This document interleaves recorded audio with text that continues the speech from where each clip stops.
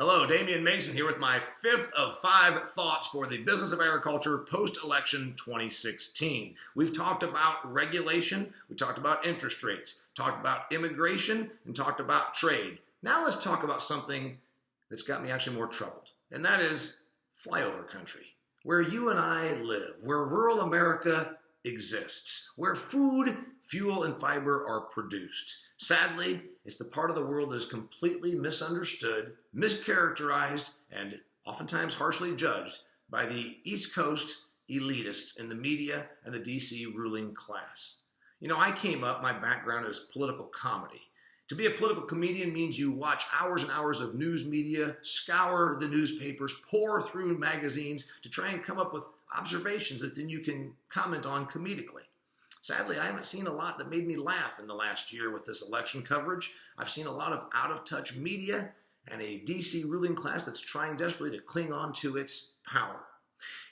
As I flipped through the 6 different networks on election night, it made me wonder how out of touch these people are, and they see no problem with it. On one network, I saw a talking media head say, "Gosh, it's as though these people out there resent being called flyover country." Well, hell yes, lady. It's fairly condescending to say that. And then another talking head on one of the media outlets described Michael Moore, the left-wing documentarian, and said, Michael Moore knows these people, these factory workers, these people that are in places like Michigan, as though she was describing an Aboriginal tribesman in the outback of Australia. But we're Americans, and to think that we're that misunderstood and mischaracterized by the media that portrays us as such. You know, we in agriculture are quite used to being overlooked. A 4-inch snowstorm hits Washington, D.C., and there's 24/7 news coverage for an entire week where they give a storm a name, and they interview staffers from Congress and say, gosh, is the almighty government going to not open tomorrow? Meanwhile, a huge freakish storm rails through and ravages South Dakota in October when nobody expected it. Ranchers and their ranches are devastated. Half the cattle herd is killed off. But not one media outlet east of Sioux Falls or west of Rapid City was there to cover it. We're used to this kind of treatment. We're used to being a small segment of the population because that's exactly what we are.